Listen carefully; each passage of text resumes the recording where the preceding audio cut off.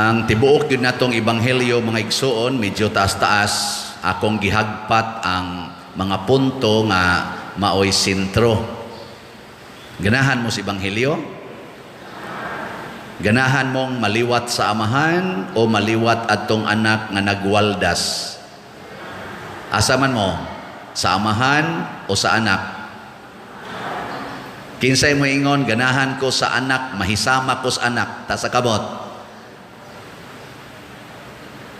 Oh, may nipatas. Kinsay gusto nga mahisama ko sa amahan. Kamong uban, asa man mo?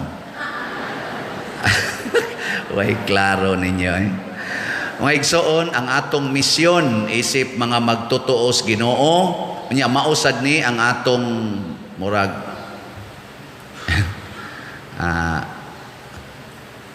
butangig mga lingkuranan dito sa tent, mo break ko gamay ha. Ay di ta mo allow nga naay magbarog. Ayaw na ninyo pasudla basta puno na ang suod sa simbahan. Kana diyang may tent nato ba? Pamutangin nag lingkuranan. Salamat.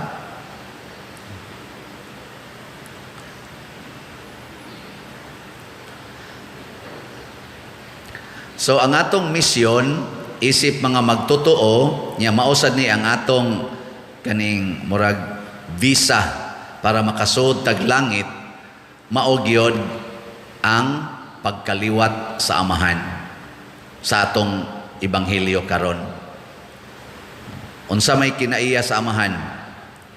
Iyang gitabangan ang anak nga wa kakita o Ginoo sa iyang kinabuhi nga makakita o Ginoo. Matud pa sa atong unang introduction, ang pagpangita sa nawala nga karnero. Naabay na nga wala nga karnero ro sa inyong pamilya? Nga nang atong angga-anggaan o black sheep? Naamo sa inyo? Uy, naaba? Nakaron, unsaon Manila para makabalik sila sa Ginoo. Dunay mga tulo ka akong tanaw ba, mga tulo ka importanteng kinaiya para ang tao makabalik sa Ginoo pinaagi nato. Unsa may itong buhaton kitang nanimba. Ang una gyud mao ang pagkuyog sa mga nawala. Kani manggong nawala, ang meaning ani makasasala, mukuyog tanila. Ganahan mong mukuyog sa mga adik, ganahan mong mukuyog sa mga kawatan, awa mo yayo. Ganahan mong mukuyog sa mga marites, o ganahan ninyo, mga buangon mong dagko. Sugay mo ng marites. Ganahan mong mukuyog anang mga kaaway ninyo, kanang sigig pangaway. Ganahan mo mukuyog. Dili no. So kini di ang pagkuyog sa mga makasasala, dili ni mag-agad og gana. Unsa man ni? Ang ato ning mapaubsanong pagsugot sa amahan nga nagsigig ingon nato pangitaa ang nawala. Dili ni gana-gana. Ang pagkuyog-kuyog unta dili gana-gana kung dili pinaagig pagsugot sa sugo sa Dios. Muna si Kristo ni anhis kalibutan aron mukuyog nato, mukuyog sa mga makasasala. Si Moises sa unang pagbasa mikuyog siya sa mga makasasala nga katawhan sa Dios. Kuyog. Iguli ron niyo sa inyo kanang mga standby mo kuyog sad mo lingkod-lingkod dito. Sa mga palahubog kuyog sad mo atos ilang imnanan. Kanang mga nagsigirog tari tigbakay, hala kuyog sad mo dito. Smile sad mo nang ilang ujis, gisti ana. Pero ayaw apil sa ilang sala, kuyog lang. Mao na siya una. Ikaduha, igadto nimo didto inigkuyog nimo sa mga makasasala, ayaw pamadlong, ayaw pagsigig yaw-yaw. Kamusan mo kuyog mo sa inyong anak nga makasasala, purti masad inyong makayaw-yaw. Ang mga asawa, kuyog tinuod sa bana nga palahubog, sige man sa yaw-yaw. Mga bana sad, kuyog sa asawa nga yaw-yawan, sige man sa reklamo. Ug mo kuyog ganita nila, sama ni Kristo, ayaw pagyaw-yaw. Ang sa may giingon diri sa atong ebanghelyo, nga naglagot ang mga Parisiyo, mikaon siya tipon sa mga makasasala. Dan kuyog mo sa imong bana, nga imong bana gikan siyang kabit, mukaon ka dungan niya.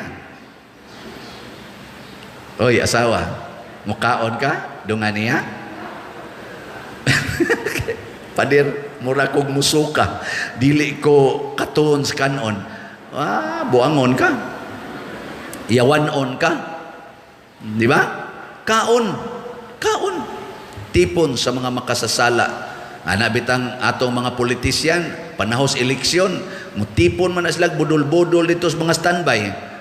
Pa-picture dayon, daog dayon, kasagaran, daog dayon, si Kristo, ni tipon sa nato. Nya unsa may nitabo niya? Ani daog. Nahimong malampuson ang iyang misyon sa kalibutan. Tipon man, kaon, tipon sa mga makasasala. Dota, no?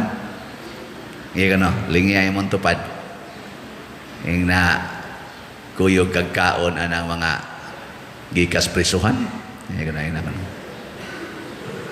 Ganahan ka kuyog kaon anang mga gikas prisuhan. Labi na katong nagpatay gid sa imong anak. Ganahan ka mo tipon og kaon.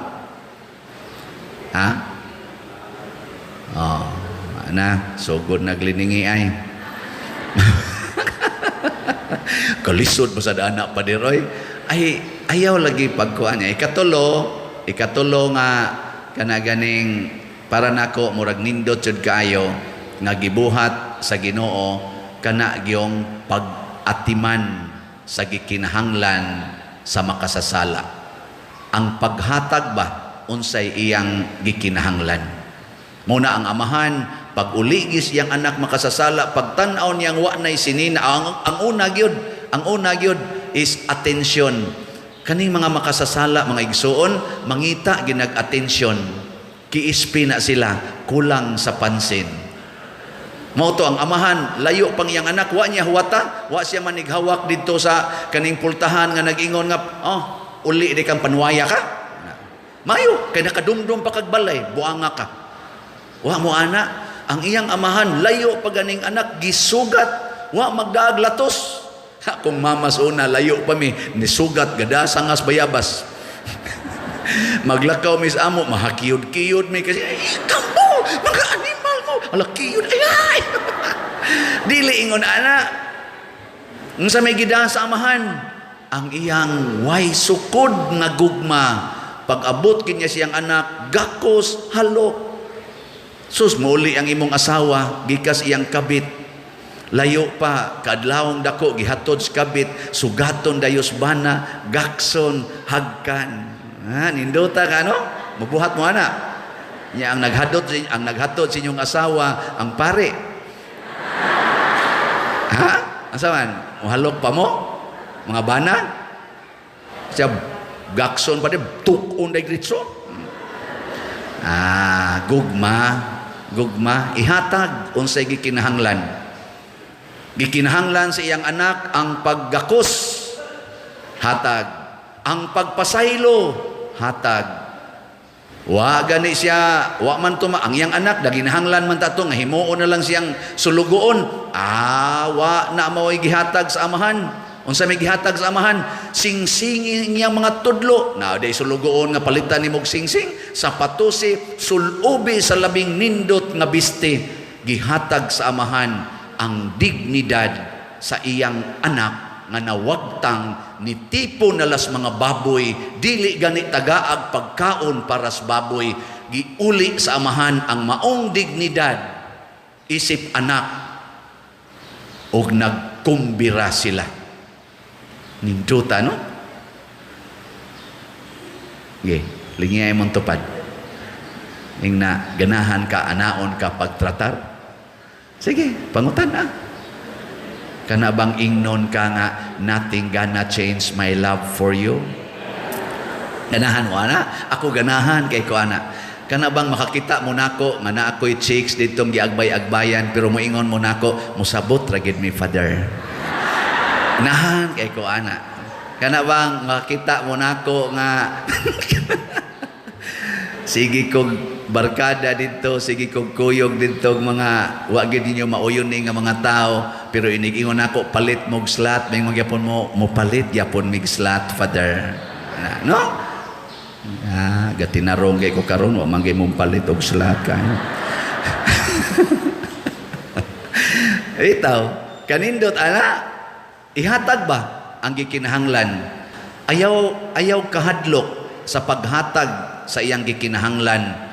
Ngano man, kung gibuhat na nimo bunga sa gugma, mukuyog nimo ang Ginoo, mahitabo dayon ang kanang gitawag natog conversion, change of heart. Mo nay gitestimonya ni San Pablo sa ikaduhang pagbasa, ako ang labing ngilad sa tanang makasasala, apan tungod sa gugma o kaayo ni Kristo, ania ako karon nagsangyaw na sa maing balita ug magpakamatay ako alang niini. Change of heart. Ang gihatag sa ni San Agustin, ang gihatag ni Monica, ni Santa Monica ngadto siyang anak nga si San Agustin, nahimo sang tuburan sa dako kaing gugma sa dihang nausab na ang kasing-kasing ni San Agustin. So ang atong misyon, mahimot ang mga katikista sa tanang tao, unsaon pagtudlo nila pinaagi sa atong gugma. Nya unsaon paghigugma katong tulo. Unsa toy una? Mukuyog sa makasasala.